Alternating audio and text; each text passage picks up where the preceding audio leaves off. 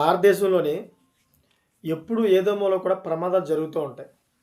రీసెంట్లీగా చాలాసార్లు రైల్వే ప్రమాదాలు కూడా జరిగాయి. బస్సు ప్రమాదాలు కూడా జరిగాయి. ఎంతోమంది ప్రాణాలు కోల్పోయారు.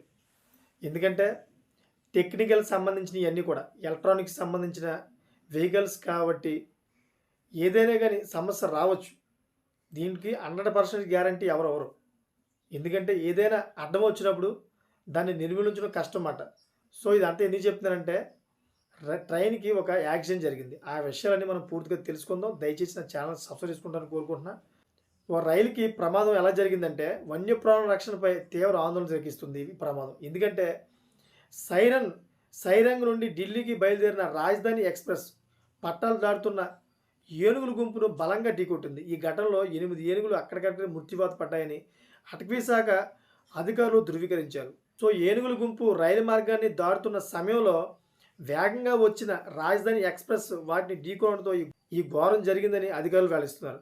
సో, అస్సాం వంటి దట్టమైన అటవీ ప్రాంతాల్లో రైలు మార్గాలు, అదేవిధంగా ఏనుగుల సహజ ఆవాసాల గుండా వెళ్లడం వల్ల అలాంటి ప్రమాదాలు తరచూ జరుగుతూ ఉంటాయి. అయితే ఈ ప్రమాద తీవ్రతకు రాజధాని ఎక్స్‌ప్రెస్ ఇంజిన్‌తో సహా 5 బోగీలు పట్టాలు తప్పాయి.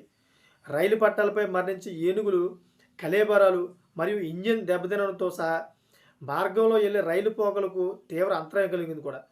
సో, ఈ ప్రమాదంలో రైలు ప్రయాణికులకు ఎలాంటి ప్రాణనష్టం జరగకపోవడం, అదేవిధంగా ఎవరికీ గాయాలు కాకపోవడంతో ఇది పెద్ద ప్రమాదం నుంచి వాళ్ళందరూ కూడా తప్పించుకున్నట్లయింది.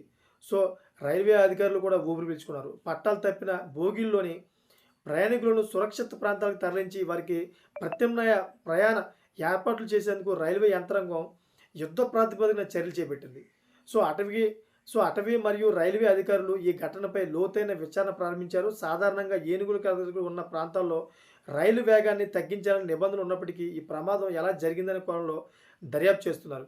సో, ఈ విధంగా అయితే ఈ రైలు ప్రమాదం జరిగింది. మీకు ఏమనిపిస్తుందో కామెంట్ చేయండి. Thanks for watching friends.